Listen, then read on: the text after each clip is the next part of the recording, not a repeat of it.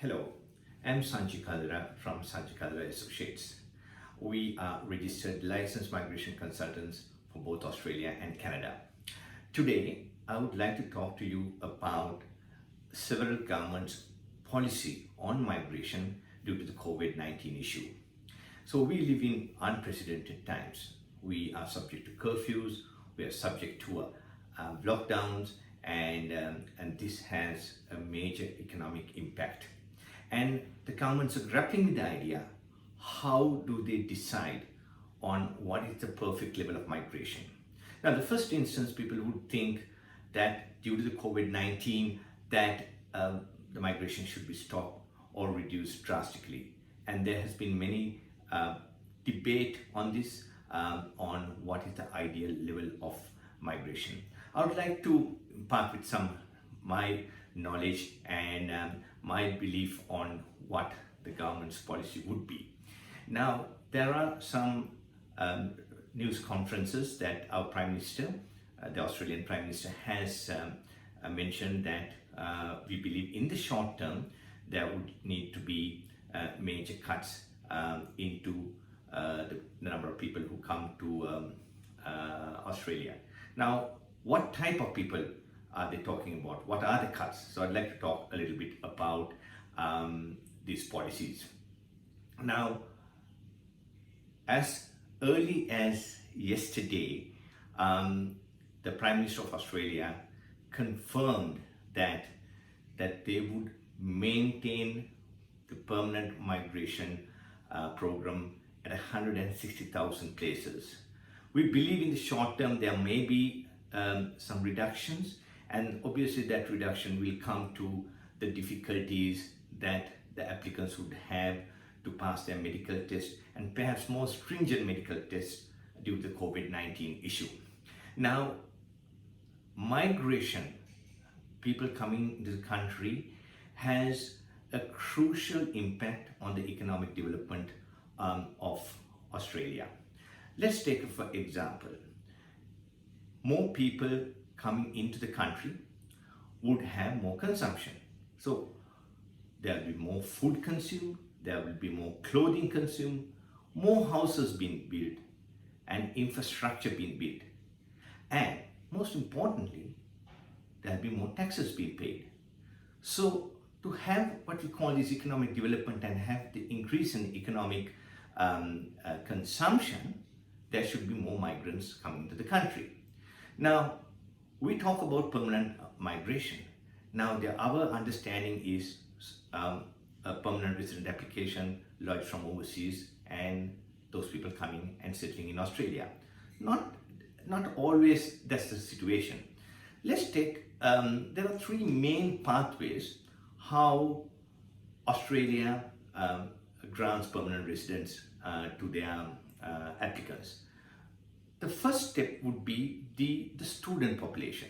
Now, there's a massive export income that the Australian economy earns by overseas students coming and learning various skills up to the Australian standards in universities, in TAFE colleges, and they bring a lot of foreign exchange into the country. It's a big export market.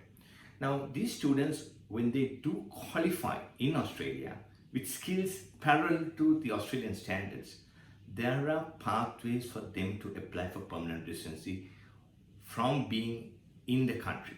So that's one pathway.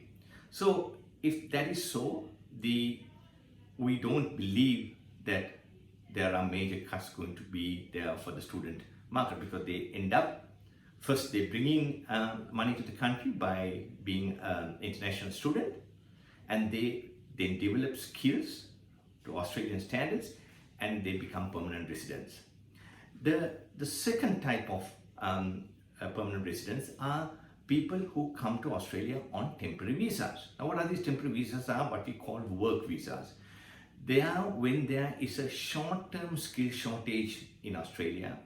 Australia has many pathways where you could come in and for a number of years work in Australia and fill those short-term migrant, skilled migration positions. And once they establish themselves through the sponsorship from their employers, they can become permanent residents. And finally, the third one being an actual migrant, potential migrant in an overseas country, making an application, meeting the skill set, meeting the English requirement, meeting the points test, and lodging an expression of interest, getting an invitation, and applying for permanent residency. So we believe that in the short term, due to the issue of medical testing, there may be reduction in the number of migrants coming to Australia. But that's not going to last forever. And we have the belief that my plans of migrating to Australia, we need to put it on a hold. They're not taking us anymore. No, that's not the situation. This is indeed the time that you think about migration, because there's a time that you have more time, you are spending your time in lockdown and so forth. And one of the other criteria that you need to think about whether you should migrate to Australia or Canada is, due to the COVID-19 situation, how those countries looked after their permanent residents and citizens. For example, if you take for Australia, we have what we call a job seeker program and a job keeper program. A job keeper program is where employers are being paid $1,500 a fortnight for each employee that they have employed as at 1st of March. And the job seeker are people who have temporarily lost jobs and need government support. So that is where, during a crisis time, how the governments look after their people. And that should be a crucial factor in your decision to migrate to Australia or even Canada. We would have quotas, and there might be sometimes longer waiting time for a visa to be approved. That's all the more reason that you would like to start that process right now. And please, if you do have any questions and queries on what I said, please do not hesitate to contact us. We do maintain offices in Australia and in Sri Lanka and in Dubai. And we welcome you to raise your questions, send us an email or make a telephone call. We'll be happy to help. Have a good day, and most importantly, keep safe. Thank you.